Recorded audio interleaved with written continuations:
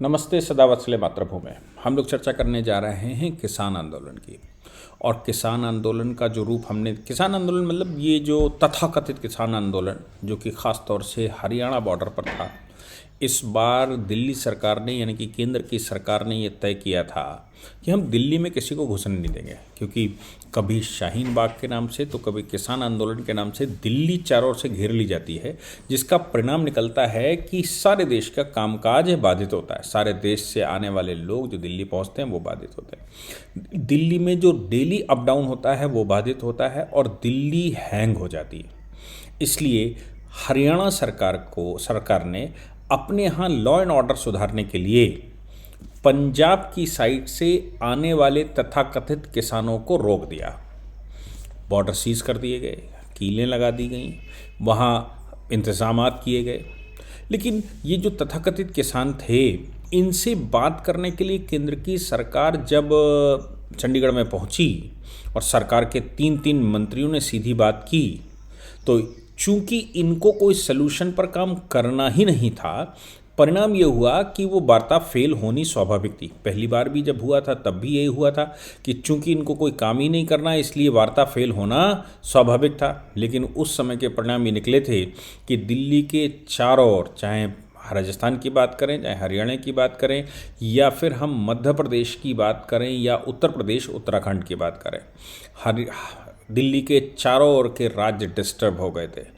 हजारों लाखों लोगों की रोजी रोजगार उस समय चले गए थे। हजारों लाखों कंपनियों का काम बाधित हुआ था। पूरे देश में डिस्टर्बेंस हुआ था और इसकी न्यूज़ पूरे संसार में चल रही थी। इसलिए हरियाणा सरकार ने इसके इंतजामात करके रखे थे और नहीं चाहता कोई कि ऐसा हो।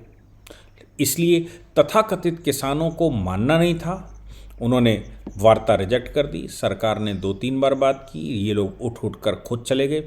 और सरकार ने जब फाइनल वार्ता की तो फिर ऑफ़र भी दिया, एमएसपी हम उन चीज़ों को जिनमें डाइवर्सिटी हो सकती है, यानी कि जो चीज़ों को हम भारत के बाहर से इंपोर्ट करते हैं उन चीज़ों में हम आपको दे सकते हैं सब्सिडी, और उसमें एमएसपी की गारंटी भी दे सकते हैं। 5-5 साल का कॉन्ट्रैक्ट भी कर सकते हैं कि जितनी फसल होगी वो सब सरकार खरीदेगी, लेकिन सिर्फ उन चीज़ों पर जो कि बाहर से आती है। और ज़्यादातर विकसित और विकासशील देशों में यही फार्मूला चलता है। आप सब लोग गेहूं उगा लेंगे और सरकार एमएसपी पर खरीदे, ये ठीक नहीं है। और सरकार बाकी इंपोर्ट भी करे, ये भी ठीक नहीं है। ये बात जब ऑफ़र की गई कि भाई ये फसलें हमारे यहाँ कम होती हैं, इन पर आप डाइवर्सिटी कर लीजिए, सरकार खरीद लेगी, आपको अच्छा दाम भी देगी। लेकिन चूंकि तथाकथित किसानों को कुछ तय करना ही नहीं था, उनको केवल मोदी जी की जो लोकप्रियता है उस लोकप्रियता पर वार करना था। ऐसे बयान भी आ गए कि लोकप्रियता बहुत ज़्यादा बढ़ गई है, उस लोकप्रियता को डाउन करेंगे। अब ऐसी सिचुएशन में वहाँ जो बॉर्डर सजाया गया था, बॉर्डर को बंद किया गया था, लेकिन मुख्य भूमिका में चूँकि पंजाब सरकार थी। केजरीवाल सब जानते हैं, खालिस्तान समर्थन का उनके ऊपर शंकाएं रहती हैं। लोग कहते हैं वो खालिस्तान समर्थन है। आप कुमार विश्वास की याद अगर करेंगे तो कुमार विश्वास ने तो ओपन चैलेंज किया था पंजाब चुनाव के टाइम पर कि खालिस्तान के समर्थन की बात कर रहे हैं, और खालिस्तान से जो लोग आते हैं या खालिस्तान को जो बेस बनाते हैं वो लोग धन भी देते हैं, टचियों में धन आता है। केजरीवाल ने एक बार भी इस बात का विरोध नहीं किया था। संभवतः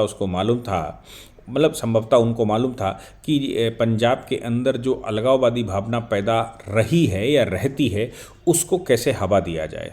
उनको बिल्कुल मालूम रहा होगा कि कनाडा में बैठे लोग जो यहाँ से चले गए हैं वो खालिस्तान तो नहीं लेकिन ईसाईस्तान बनाना चाहते हैं। ईसाईस्तान बनाने के लिए वो हर संभव प्रयास करते हैं और भारत को कितना डिस्टर्ब किया जाए इसकी भी पूरी कोशिश करते हैं। इसलिए केजरीवाल ने कहीं से विरोध नहीं किया। लेकिन अभी जो सिचुएशन थी वो तो पूरे देश की, पूरे हर राज्य की जिम्मेवारी बनती है कि लॉ एंड ऑर्डर मेंटेन करें। हर राज्य की जिम्मेवारी बनती है कि दूसरे राज्य को डिस्टर्ब ना करें। पंजाब सरकार की भूमिका के विषय में आज ऑनरेबल हाई कोर्ट में बात बिल्कुल साफ क्लियर हो गई। ऑनरेबल हाई कोर्ट में एक पिटीशन फाइल थी, उसमें ये मांग की गई थी कि जो हत्या कर दी गई है, जिसको गोली मारी गई है कैंप के दौरान, टेंट के दौरान, उस व्यक्ति की जांच के लिए एक हाईकोर्ट के रिटायर्ड जज की अध्यक्षता में कमेटी बननी चाहिए। वो ये बताए कि दोनों सरकारों में से किसका रोल है और वो स्थिति को क्लियर करे, क्योंकि तथाकथित किसानों ने एलिगेशन हरियाणा पुलिस के ऊपर लगा दिया था। हरियाणा पुलिस के ऊपर कहा कि ये लोग घुस आए, घुसने के बाद ताबड़तोड़ गोलियां चला दी।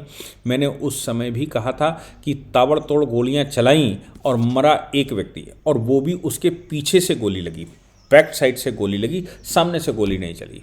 अगर कोई व्यक्ति सामने से अफरा तफरी कर रहा है तो गोली चलेगी तो सामने चलेगी, और जब ताबड़तोड़ गोलियां चलेंगी तो केवल एक नहीं चलेगी, कई लोगों की मृत्यु होनी चाहिए।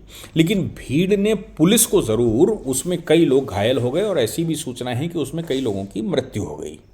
क्या सत्ता है मुझे पता नहीं, लेकिन हम ये मान के चलें कि बहुत सारे लोग उसमें घायल हो गए। तो किसने कर दिए?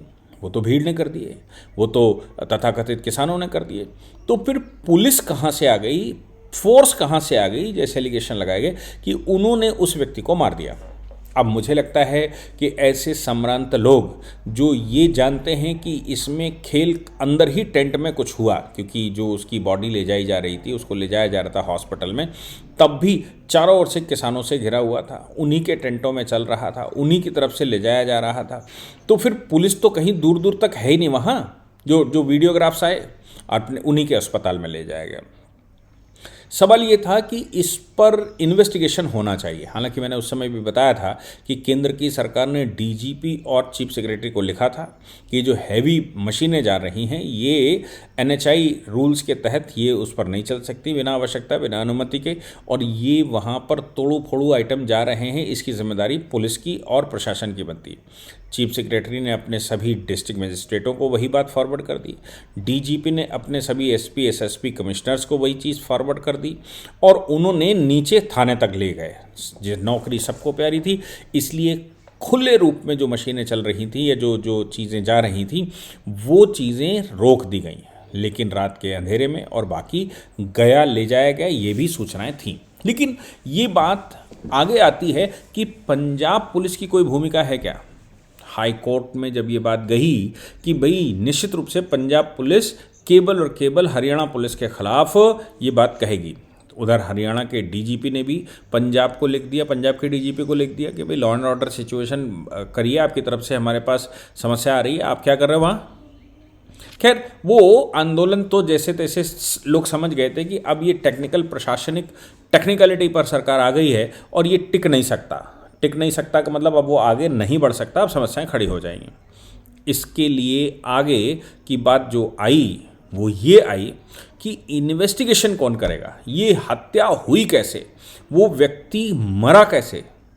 अब वो व्यक्ति मरा, इसके लिए तो चूँकि पंजाब पुलिस उसको ले गई, पंजाब में उसको हॉस्पिटलाइज किया गया, पंजाब में उसको डेड घोषित किया गया, पंजाब सरकार ने उसका पोस्टमार्टम करवाया, ये तो सब पंजाब सरकार ने करवाया। तो भाई मुख्य भूमिका इन्वेस्टिगेशन की पंजाब सरकार की होनी चाहिए। पंजाब सरकार के सामने समस्या ये है कि वो जो तथाकथित किसानों को उन्होंने आश्रय दिया है, तथाकथित किसानों को आश्रय देने वाले लोग कैसे ये सिद्ध करें कि किसानों के अंदर ही ये सब कुछ हुआ, हरियाणा पुलिस नहीं थी।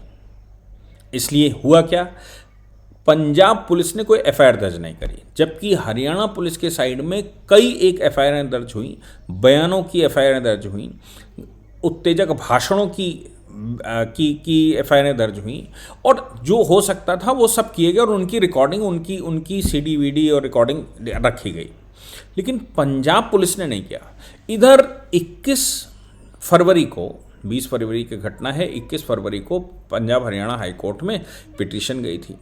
पंजाब हरियाणा हाई कोर्ट ने 29 तारीख तक के लिए इसको पोस्टपोन कर दिया था।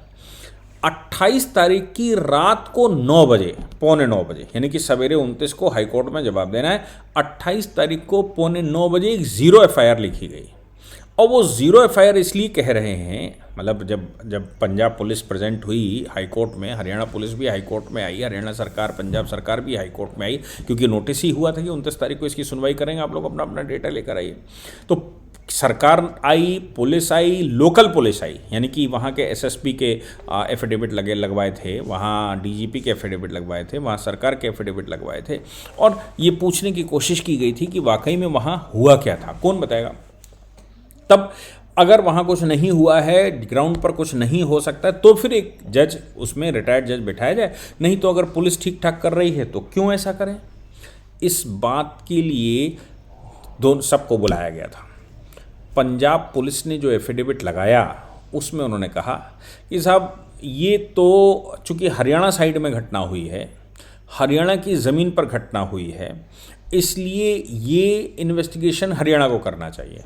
हमने 0 एफआईआर लिख ली है, 0 एफआईआर लिखकर उनको फॉरवर्ड कर दिया। हाई कोर्ट ने उनसे पूछा कि आपने उस दिन एफआईआर क्यों नहीं लिखी, 20 तारीख को जिस दिन घटना हुई, 21 को क्यों नहीं लिखी जिस दिन, 29 को आपको मालूम है कि हमारे अदालत में सुनवाई है, आप 28 तारीख की रात को 8:45 एफआईआर लिखकर उसकी पूर्ति करना चाहते हैं, और वो भी 0 एफआईआर। मतलब आप ये भी नहीं तय कर पा रहे हैं कि घटना कहाँ हुई, जबकि पोस्टमार्टम आपने करवाया, बॉडी आप ले गए, इलाज आपने करवाया, आपकी साइड में सब कुछ हुआ, फिर भी आप ये कहते हो कि साहब हरियाणा पुलिस को ये करना चाहिए था, हरियाणा की साइड में हुआ, हमारा कोई रोल नहीं है। उन्होंने कहा कि आप ये बताइए कि आपकी तरफ से ये जो बच्चे हैं, खास तौर से बड़ा जोर देकर हाई कोर्ट ने कहा, ये जो बच्चे हैं, नाबालिग बच्चे हैं, इनके हाथ में हर लाठी, डंडे, फरसे, तलवारें, ये क्या युद्ध करने जा रहे हैं? ये क्या युद्ध की परंपरा जो नहीं होना चाहिए वो आपकी तरफ हो रहा था? आप क्या कर रहे थे? ये हथियार इन बच्चों के हाथ में कैसे आए? वहाँ जो महिलाएं थीं उनके हाथ में ये हथियार कैसे आए? आप भाई धरना प्रदर्शन किया जा रहा है, कोई समस्या नहीं है, लेकिन ये हथियार कैसे आए? ये तो पुलिस की जिम्मेदारी है ना कि वो इलीगल हथियार वहाँ कैसे पहुँचे, लड़ाई युद्ध करने की सिचुएशन कैसे आ गई, ये तो आपकी जिम्मेदारी थी। साथ में उन्होंने कहा सिचुएशन ऐसी आपने मेंटेन करवा दी जैसे आतंकवादी क्षेत्रों में स्टोन पेल्टिंग होती है कि भाई पत्थरबाजी करेंगे और स्टोन पेल्टिंग करेंगे और पार करके भाग जाएंगे और ये करेंगे। ऐसी सिचुएशन पंजाब साइड में, पंजाब के बॉर्डर पर थी। क्यों? आप क्या कर रहे थे? बड़ी कायदे से उन्होंने कहा कि ये तो एफआईआर आपने इसलिए लिख ली क्योंकि आपको मालूम था कि हाईकोर्ट आपको बुला रहा है, आपको मालूम था कि हाईकोर्ट में सुनवाई चल रही है, आपको मालूम है कि कुछ होने जा रहा है, तो फिर आप एलिगेशन उनके खिलाफ लगा रहे हैं। हरियाणा पुलिस ने अपने एक एक तथ्य को वहाँ रखा, एक एक वीडियो उन्होंने बनाकर रखा था, एक एक चीज़ की रिकॉर्डिंग, स्क्रिप्ट, सब कुछ रखा था, मतलब फुल तैयारी में थी कि ये पूरा का पूरा जो मूवमेंट था ये स्टेट स्पॉन्सर्ड मूवमेंट था। स्टेट स्पॉन्सर्ड मतलब पंजाब सरकार स्पॉन्सर कर रही थी, पंजाब सरकार फैसिलिटी दे रही थी, पंजाब सरकार उसमें महत्वपूर्ण भूमिका में थी, पंजाब सरकार कुछ कर नहीं रही थी, उसके अलावा पंजाब सरकार कहीं सहयोगी की भूमिका में तो नहीं है। ये सारे डाउट्स वहाँ पर आए।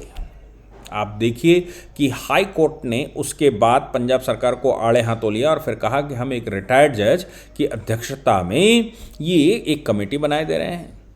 वो कमेटी ये जांच करेगी। सबसे पहली जांच तो ये होनी है कि इसका इन्वेस्टिगेशन हरियाणा का करेगा या पंजाब करेगा। आप सोचो कि क्या सिचुएशन है कि इसका इन्वेस्टिगेशन भी हरियाणा करेगा कि पंजाब करेगा। इतनी बुरी भयावह सिचुएशन पंजाब ने लाकर खड़ी कर दी। और ये मतलब बॉडी आपके पास, पोस्टमार्टम आपने लगाया, सब कुछ आपने किया, लेकिन आप ये कह रहे हो कि साहब हमारे क्षेत्र में ये गोली नहीं चली, गोली उधर से चली। अब सोचो, आदमी इधर है, गोली उधर से चली, उधर से गोली चली तो इन्वेस्टिगेशन कौन करेगा? आदमी इधर था तो कौन करेगा? आदमी बॉर्डर पर था तो कौन करेगा? आदमी मर गया तो कौन करेगा? ये एलिगेशंस, ये जो लीगल एंटीथीसिस थी, ये वहाँ पर रखी जा रही थी। सिंगल जज में उन्होंने कहा कि ये पता करेंगे कि वाकई में जुडिक्शन किसका लगता है। दूसरी बात उन्होंने कहा 5 लाख रुपए इनको महीने के हिसाब से सैलरी देनी पड़ेगी अगर 1 महीने में सॉल्व हो जाता है। हालांकि 4 हफ्ते का समय दे रहे हैं, 1 महीने से ज़्यादा अगर लगता है तो 5 लाख रुपये फिर देंगे। फिर उन्होंने कहा कि इस मामले में रिटायर्ड जज को सभी लोग एक्सेस देंगे, रिटायर्ड जज को सभी लोग कॉपियाँ देंगे, जो मटेरियल आपके पास है वो सारा उनको प्रोवाइड करवाएंगे, और इसके साथ वो ये पता करेंगे कि गोली किसने चलाई और आगे का इन्वेस्टिगेशन कैसे होगा, कौन जिम्मेदार है, कौन नहीं जिम्मेदार है। वाकई में गोली पुलिस की थी, वो गोली टेंट के अंदर चली थी, पिछवाड़े पर गोली, मेरा मानना है पिछवाड़े पर गोली किस हिसाब से लगी और बिल्कुल सटीक 0 पॉइंट से कैसे चल गई। 0 पॉइंट से चलने का मतलब है कि लोग अंदर आए होंगे, गन पॉइंट रखा होगा, वहाँ से चलाई होगी इतनी दूर। तो फिर एक आदमी को गोली मारकर वो चले गए, जाने कैसे दिया, जबकि आपने तो हमले कर दिए थे। ये बहुत सारे प्रश्न अभी खुलेंगे। लेकिन तथाकथित किसानों के पक्ष में 0 FIR लिखना, पंजाब पुलिस का करना, पंजाब पुलिस की एक्टिविटी दिखाई देना, पंजाब पुलिस का इन्वॉल्वमेंट दिखाई देना, या दूसरे शब्दों में कहें निष्क्रियता दिखाई देना, ये सब कुछ वहाँ बॉर्डर पर हो रहा था। इसको संज्ञान हाईकोर्ट ने लिया है और हाईकोर्ट ने संज्ञान लेते हुए सभी को आड़े हाथों लिया। रिटायर्ड जज क्या प्रूफ करके लगाएंगे ये तो भविष्य बताएगा, लेकिन एटलीस्ट इन्वेस्टिगेशन लिखते समय हाई कोर्ट ने पंजाब को आड़े हाथों लिया। पंजाब तार तार हो गया, पंजाब के पास जवाब नहीं मिल रहे थे कि आखिर पंजाब क्या कर रहा था, क्या करना चाहता था। आप सोचिए, क्या ऐसी सरकारों को रहने का अधिकार है? क्या ऐसी पॉलिटिकल पार्टियों को पार्टी बनने का अधिकार है? क्या ऐसी पॉलिटिकल पार्टियों को चुनाव कंटेस्ट करने का अधिकार है जो बड़े बड़े शराब घोटाले करते हों, जो बड़े बड़े ये कांड कर देते हों, दिल्ली के अंदर शाहीन बाग जैसे कार्यक्रमों में वहाँ भाषणबाजी करते हों? ऐसी पॉलिटिकल पार्टियां जो कि लाल किले पर खालिस्तानी झंडा फहराने के पक्षधर हों, ऐसी पॉलिटिकल पार्टियां जब JNU में नारे लगें, भारत तेरे टुकड़े होंगे ऐसा कहा जाए, और उनको प्रोसिक्यूशन सैंक्शन न करना, पुलिस प्रोसिक्यूशन मांग रही हो, प्रोसिक्यूशन सैंक्शन न करने देना, क्या ऐसी पॉलिटिकल पार्टियों के एग्जिस्टेंस की भी आवश्यकता है या एग्जिस्टेंस पर सवाल नहीं खड़ा होता? आप बिल्कुल नीचे कमेंट पर लिखकर बताइएगा, मैं उसका इंतज़ार करूंगा कि आखिर आपकी राय इस विषय पर क्या है। जय हिंद, जय भारत, वंदे मातरम।